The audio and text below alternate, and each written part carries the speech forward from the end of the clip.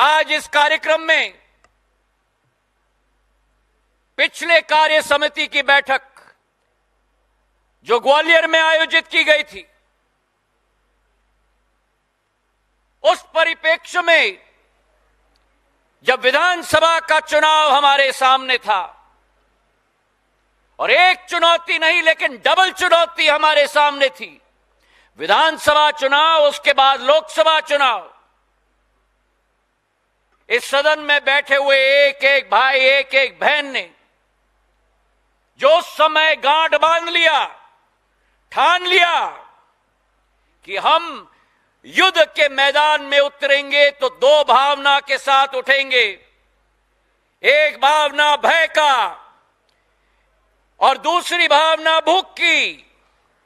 भय कि किसी और को इस मध्य प्रदेश को दोबारा हम चौपट करने नहीं देंगे, और भूख कि प्रधानमंत्री का जो दृढ़ संकल्प है विकसित भारत और स्वर्णम मध्य प्रदेश को तय करके ही चैन की सांस हम लेंगे। मेरे भाई और बहनों, आज जो उन दोनों लक्ष्य हमने ठान लिए थे, उस लक्ष्य की पूर्ति करने के बाद रविंद्र भवन में ये कार्य समिति की बैठक आयोजित की जा रही है। तो सर्वप्रथम मैं अपने सभी जानदार और ईमानदार सिपाहियों को इस मंच से नमन करना चाहता हूं। मैं शुरुआत करना चाहता हूं महाभारत के एक श्लोक के साथ, यतो धर्मस्ततो जय है, अर्थात कि जहां धर्म होता है वहीं जीत हासिल होती है।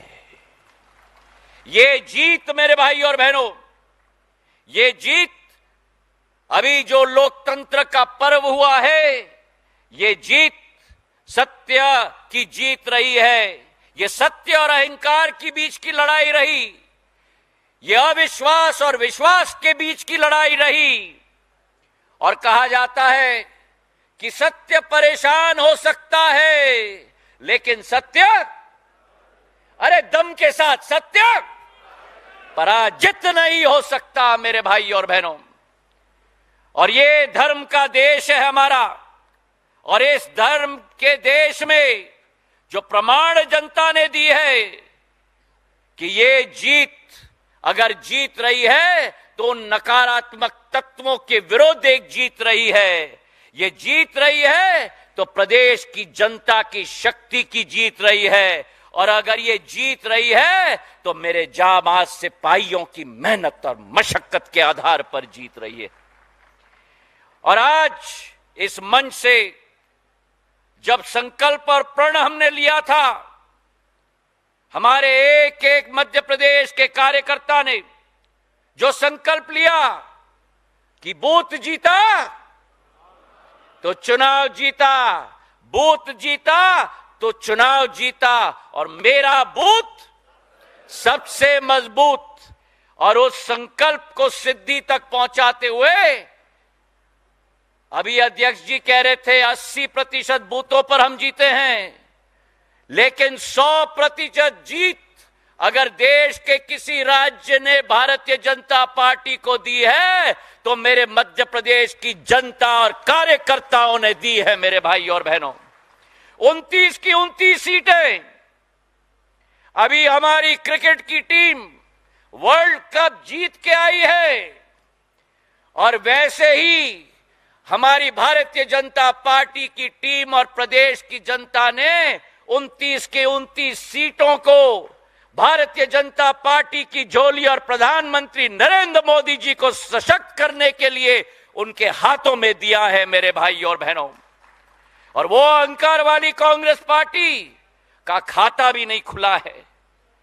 देश भर में भाजपा को एक प्रचंड जीत हासिल हुई है, और उसका एक ही कारण है, 75 वर्षों में एक पहली बार सरकार आई। जो भूपेंद्र यादव जी ने कहा, पहली बार एक सरकार आई है जिसने इस देश के एक एक लाभार्थी को अपना हक दिलाने का कार्य किया है। प्रधानमंत्री नरेंद्र मोदी जी ने कहा है कि हमारे समय का पल पल और हमारे शरीर का कण कण देशवासियों के लिए समर्पित है। ये वही सोच और विचारधारा है जो पंडित दीनदयाल उपाध्याय जी और श्यामा प्रसाद मुखर्जी ने उसे एक दीप को ज्वलित करके भारतीय जनता पार्टी को स्थापित किया था मेरे भाई और बहनों। और उसी विचारधारा के साथ जब हम आगे बढ़ेंगे, उसी सोच के साथ जब आगे बढ़ेंगे, 29 की 29 सीट आई है तो स्थापित हो चुका है कि मोदी जी के मन में एमपी है तो मध्य प्रदेश के मन में भी मोदी जी है। और उसी सोच के साथ एक एक लाभार्थी, चाहे लाडली लक्ष्मी हो, लाडली बहना हो, उज्ज्वला योजना की बहना हो, 80 करोड़ गरीबों को राशन पहुंचाने का कार्य हो, चाहे 75 से 150 एयरपोर्ट बने हो, 90,000 किलोमीटर से 1.5 लाख किलोमीटर के हाईवे देश में बने हो, हमने करके दिखाया है। प्रधानमंत्री जी ने करके दिखाया है जो किसी सरकार ने आज तक नहीं करके दिखाया मेरे भाई और बहनों। और आज एक गारंटी कश्मीर से कन्याकुमारी तक और गुजरात से लेकर अरुणाचल प्रदेश तक, अगर देश में अगर एक गारंटी है तो वो मोदी की गारंटी है। और मोदी की गारंटी मतलब गारंटी पूरी करने की गारंटी है मेरे भाई और बहनों। आज मैं अपने जाबाज सिपाहियों को नमन करना चाहता हूं। टीम वर्क के साथ हमने एक एक साथ में मिलकर कार्य किया है और ये प्रधानमंत्री जी की सेना है, भारतीय जनता पार्टी की सेना है जो कभी रुकती नहीं है और कभी झुकती नहीं है मेरे भाई और बहनों। लेकिन कुछ लोगों की आदत है जिनमें एक तरीके से ठगबंधन की सोच है। गठबंधन नहीं है, ठगबंधन है। जिनका भ्रष्टाचार और तुष्टीकरण की विचारधारा है, जहां भ्रष्टाचार और तुष्टीकरण की विचारधारा है, वह हमारी विचारधारा है कि न खाऊंगा, न खाऊंगा, न खाने दूंगा। और जहां तुष्टीकरण की विचारधारा है, वहां हमारी एक एक नागरिक को संतुष्टिकरण करने की विचारधारा है। ये ठगबंधन, जिनकी नकारात्मक सोच और विचारधारा, जो भूपेंद्र यादव जी कह रहे थे, आंकड़े तो देखो, 13 राज्य में खाता नहीं खुला, शून्य पर सीमित हैं, खाता नहीं खुला। और जहां जहां भारतीय जनता पार्टी के साथ सीधा सीधा मुकाबला हुआ, वहां केवल इनका स्ट्राइक रेट 26% तक सीमित रह गया।